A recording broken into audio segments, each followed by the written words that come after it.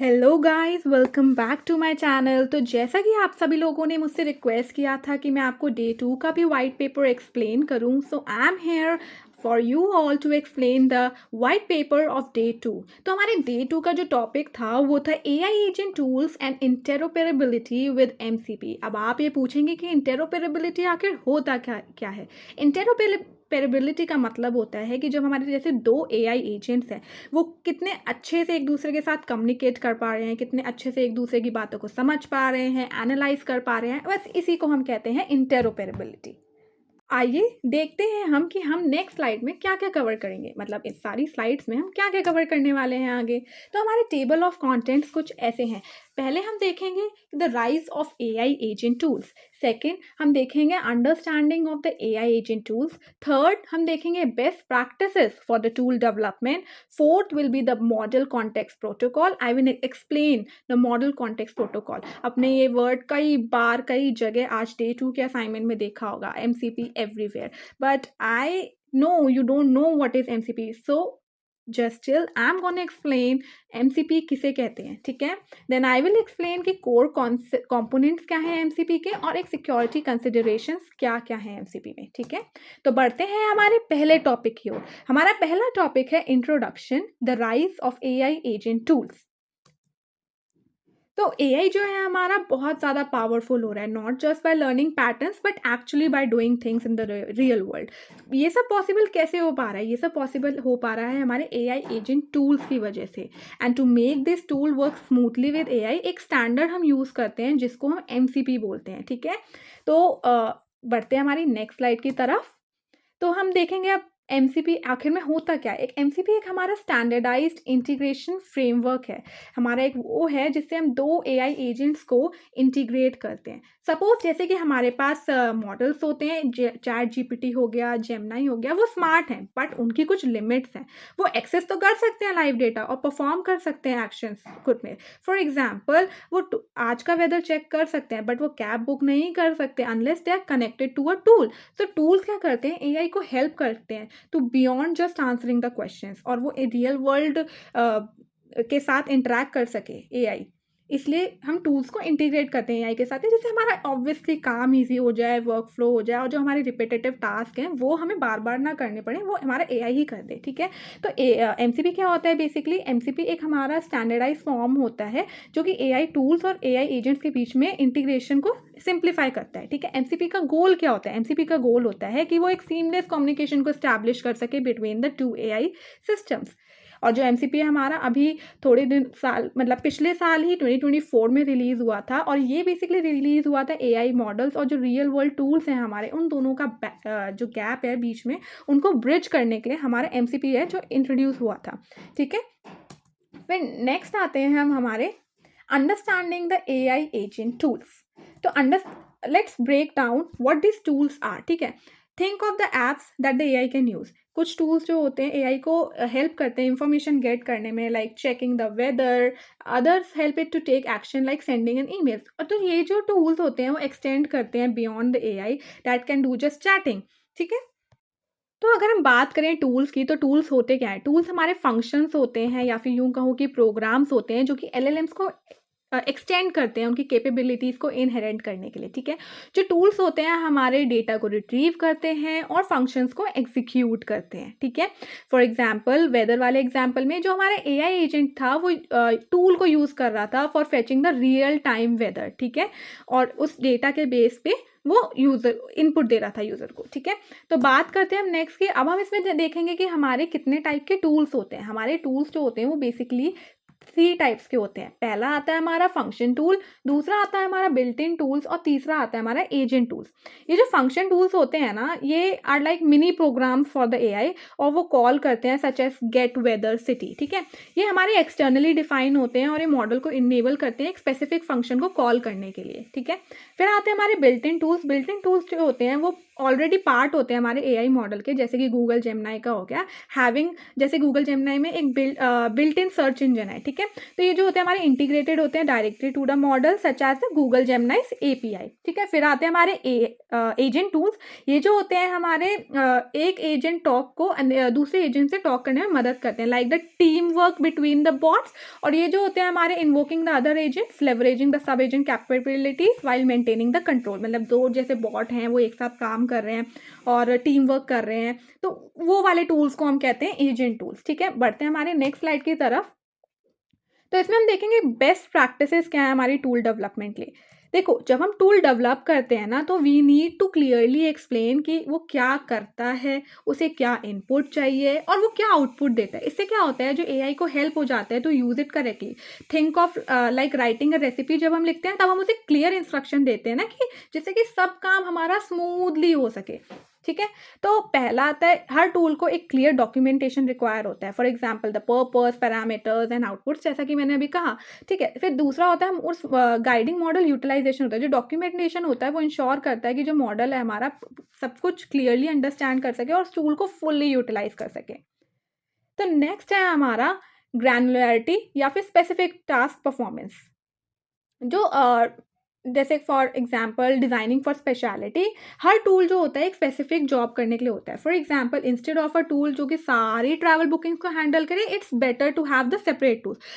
मतलब हम एक टूल को ही रख लेंगे सारी ट्रैवल बुकिंग के लिए, तो वो बहुत ही क्लटर्ड हो जाएगा। इसकी बजाय हम अलग अलग सेपरेट टूल्स को यूज़ कर सकते हैं for the separate work. For example, the flight के लिए अलग, होटल के लिए अलग, टैक्सीज के लिए अलग, जिससे क्या होता है, जो हमारा इट मेक्स ईजियर, ये एआई को समझने में बहुत आसानी होती है और उसे यूज़ करने में बहुत आसानी होती है, ठीक है। तो जो टूल्स होते हैं शुड परफॉर्म स्पेसिफिक टास्क। हम जो टूल बनाएंगे तो हमें एक स्पेसिफिक टास्क के लिए ही टूल बनाना चाहिए, ना कि पूरा का पूरा ही हमने एक साथ पूरे एक के लिए हमने एक ही एआई टूल बना दिया, ठीक है। तो उससे ना एआई को समझने में बड़ी दिक्कत होती है, ठीक है।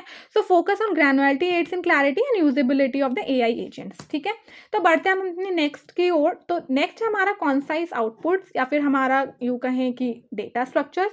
जो टूल्स होते हैं उनको सिर्फ नेसेसरी डेटा ही रिटर्न करना चाहिए, ठीक है। अगर हम जैसे उन्हें if they send too much, अगर हम बहुत सारा डेटा उसे दे देंगे तो एआई जो है बहुत ओवरवेल्म्ड हो जाता है। It's like giving someone a summary instead of a whole book, they can respond fast. Suppose अगर मैं आपको बोलूँगी कि भाई ये बुक पढ़ लो, तो आपको ज़्यादा टाइम लगेगा। अगर मैं आपको समरी बोलूँगी कि ये समरी पढ़ लो, तो आपको कम टाइम लगेगा। तो हमें कॉन्साइज देना पड़ता है उसे इनपुट, ठीक है।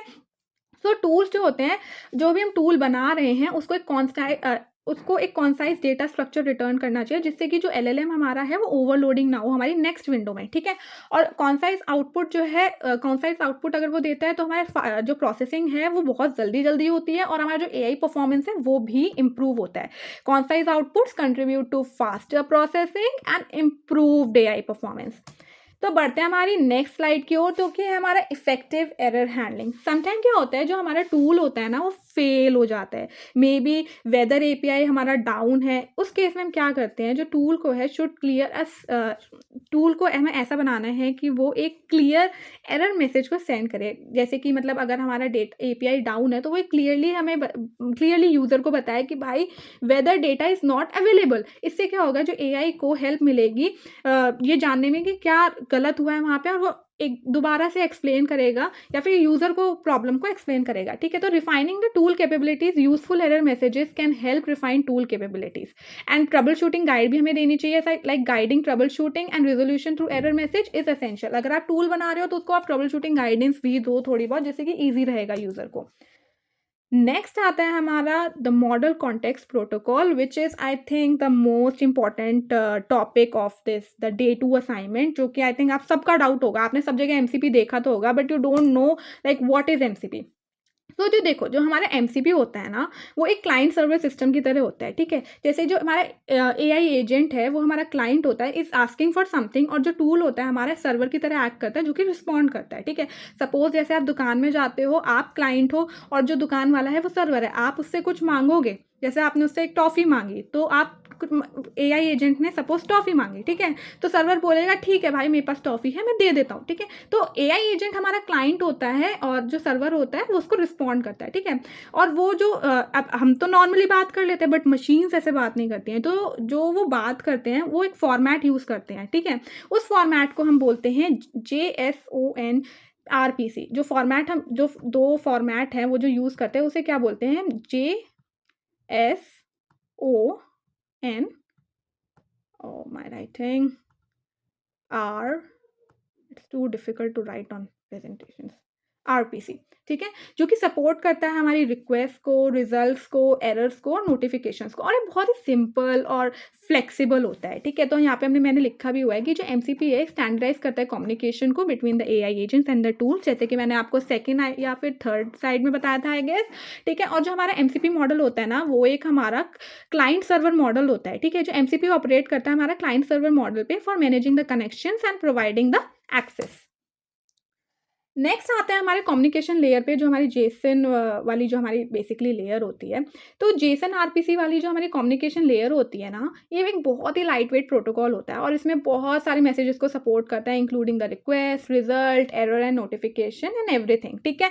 और जो हमारा मॉड्यूलर और इसका जो आर्किटेक्चर होता है वो मॉड्यूलर होता है और फ्लेक्सिबल होता है जिससे क्या होता है फ्यूचर प्रूफिंग जो है वो इंश्योर होती है by increasing the modularity and the flexibility फिर आते हैं हमारे कोर कंपोनेंट्स ऑफ एमसीपी के अब हमने देख तो लिया कि एमसीपी होता क्या अब देखेंगे हम उसके कि कोर कंपोनेंट्स क्या होते हैं ठीक है जो एमसीपी होता है उसके बेसिकली ना 3 कोर कंपोनेंट्स होते हैं होस्ट क्लाइंट एंड सर्वर जैसा कि मैंने आपको भी बताया ठीक है तो managing clients responsible for the client management on orchestration of the tool usage ठीक है और enforcing the security policies ensuring security policies are enforce to protect against the unauthorise access कोई भी अगर अनऑथराइजली एक्सेस कर रहा है हमारे टूल को तो वो उसको रोकता है वो उन्हीं पॉलिसीज़ को हम बोलते हैं सिक्योरिटी पॉलिसीज़ ठीक है तो जो हमारी एमसीपी क्लाइंट की जो फंक्शनैलिटी होती है वो होती है कि मेंटेन करता है वो कम्युनिकेशन को with the server by issuing the command and manage करता है हमारे सेशन लाइफ साइकिल को like overseeing the session from start to the finish ठीक है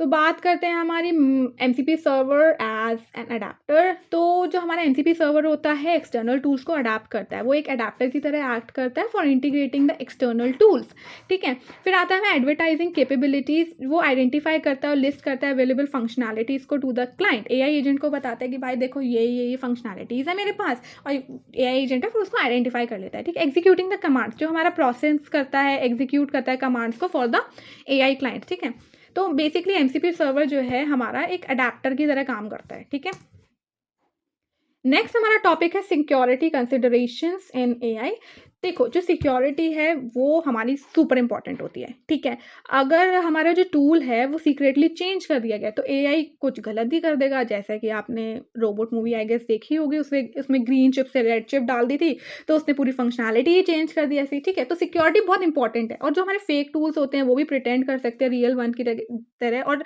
डेटा को स्टील कर सकते हैं फॉर एग्जाम्पल हमने एआई को कुछ डेटा दे रखा है कंपनी का हमने एक टूल बता दिया तो कोई फेक टूल आया उसने बोला कि भाई मैं तो यही वाला टूल हूँ और उसने हमारी कंपनी का डेटा स्टील कर लिया तो वो भी तो हमें रोकना है ना so we need to be very careful about which tools are allowed and which are not ठीक है तो जो हमारा अनऑथराइज एक्सेस होता है वो नहीं होना चाहिए altering tools without client notification में leads to the unauthorised actions फिर आता है टूल शैडोइंग वल्नरेबिलिटीज इसमें क्या आता है डेटा इंटरसेप्शन या फिर मॉडिफिकेशन कर सकता है कोई भी लाइक फेक टूल जो होता है कोई भी मॉडिफिकेशन कर सकता है ना तो मैलिशियस टूल क्या करते हैं ओवर शैडो कर सकते हैं जो रियल वाले टूल है उनको और कुछ भी डेटा मिस इंटरप्रेट कर सकते हैं बेसिकली ठीक है फिर आता है सेंसिटिव इन्फॉर्मेशन हमारी लीक होती है जैसे कि मैंने आपको बताया कि कोई भी फेक टूल आ सकता है बोलते हैं कि भाई मैं तो ये वाला सही वाला टूल हूँ और वो क्या करेगा कि अपनी हमारी कंपनी का डेटा जो है वो स्टील कर लेगा तो इसको बोलते हैं हम डेटा एक्सफिल्ट्रेशन क्या होता है एक्सफिल्ट्रेशन क्या होता है कि डेटा को बेसिकली स्टील करना तो टूल्स में inadvertently receive sensitive data increasing the data exfiltration risk तो हमें यहाँ ये भी ध्यान रखना है कि हमें टूल को कितना डेटा का एक्सेस देना है ठीक है अगर हमने सपोज एक्स्ट्रा एक्सेस दे दिया और कल को उसने हमारी कोई इन्फॉर्मेशन लीक कर दी तो वो दिक्कत हो सकती है तो जितना ज़रूरी है सिर्फ उतना ही उस टूल को एक्सेस दो ठीक है फिर आता है हमारा mitigation best practices and to stay safe always ask the user before doing something important हमेशा आप अगर कोई भी एआई एजेंट टूल बना रहे हो ना तो हमेशा उसमें हर स्टेप पे ना यूज़र की क्या यूज़र इसको आप अलाउ करता है या डोंट अलाउ करता है, तो वो चीज़ हमें यूज़र से पूछनी पड़ेगी। ये जो अलाउ लिस्ट होती है ना, only approve tool should be accessible, ठीक है? और हमें स्ट्रॉन्ग पासवर्ड और टोकन्स यूज़ करने चाहिए to make sure only trusted users और एजेंट्स जो हैं वो कनेक्ट कर सकें, ठीक है? तो रिक्वायरिंग द यूज़र कंसेंट, जो मैंने बोला, obtaining the user consent before actions are executed, ठीक है? Implementing the allow list, restricting the access through explicit allow list, ठीक है? फिर आता है रोबस्ट ऑथेंटिकेशन, हमें वही स्ट्रॉन्ग पासवर्ड, स्ट्रॉन्ग टोकन्स, ये सब यूज़ करने चाहिए, जिससे कि जो सिर्फ ट्रस्टेड यूजर्स और एजेंसी कनेक्ट कर सकें और फेक वाले ना कनेक्ट कर सकें, ठीक है? फिर आप बढ़ते हैं हमारे कंक्लूजन की तरफ। कंक्लूजन में उस वाइट पेपर में ये कहा गया था about maximising the agentic AI potential. In short, जो टूल्स होते हैं हमारे एआई को स्मार्ट बनाते हैं, ठीक है, और बहुत ही यूजफुल बनाते हैं। बट एमसीपी क्या करता है, कनेक्ट करता है उन टूल्स को in a safe and an organise way, ठीक है? With good design and strong security हम सारे पोटेंशियल को अनलॉक कर सकते हैं ऑफ द एजेंटिक एआई। तो जो एआई होता है हमारा, कुछ डजंट जस्ट थिंक, वो एक्ट भी करता है, ठीक है? तो evolution of AI, tool integration, enhancing the performance and the utility, enabling interaction with external data और फंक्शन, इनहांसिंग एआई परफॉर्मेंस। अगर हम एक्सटर्नल डेटा भी देंगे तो उसकी परफॉर्मेंस ऑब्वियसली इनहांस होगी ना, वो हमारा मॉडल और अच्छे से ट्रेन होगा। Careful security and governance, deploying the MCP necessity security and governance to maximise the potential. वही सिक्योरिटी वगैरह हमें अच्छे से लगानी है, जिससे कि कोई उसका जो पोटेंशियल है फुली यूटिलाइज हो और उसका कोई फालतू मतलब जैसे कहते हैं बेकार यूज़, मतलब कोई भी एक्सेस ना कर सके डेटा बेसिकली, ठीक है? फिर आता है हमारा एड्रेसिंग द सिक्योरिटी चैलेंजेस। हम कैसे एड्रेस कर सकते हैं? हम एक रॉबस्ट फ्रेमवर्क बना सकते हैं और एक प्रॉमिसिंग फाउंडेशन बना सकते हैं। जो मॉडल कॉन्टेक्स्ट प्रोटोकॉल है वो प्रॉमिस करता है टूल की इंटरोपरेबिलिटी को। इंटरोपरेबिलिटी एक्सप्लेनिंग अगेन, जो दो टूल आपस में बात करने देते हैं, सपोज जैसे मैंने आपको वो दुकान और उसका बताता है ना, दुकानदार और अपना एग्जाम्पल, जब हम बात कर रहे हैं तो कोई तीसरा ना सुने, तो अब हम दोनों एक दूसरे की बात को कितना अच्छे से समझ पा रहे हैं, कितना अच्छे से एनालाइज कर पा रहे हैं, उस चीज़ को ही इंटरोपरेबिलिटी कहते हैं एआई एडवांसमेंट में, ठीक है? Then with this my presentation ends. Thank you for being with me. Thank you for listening the presentation. Hope you like the presentation. So like and subscribe my channel for more such videos. I think the video is too long, but ठीक है यार, मैंने पूरा इतना बड़ा white paper explain किया है. So do share it with your friends and like this video and subscribe my channel basically. थोड़ा तो मोटिवेशन दो यार, अभी 3-4 दिन और पड़े हैं मुझे ये सब बनाने में, तो थोड़ा तो मोटिवेशन चाहिए ना guys. Hope you liked it. Till then, bye bye.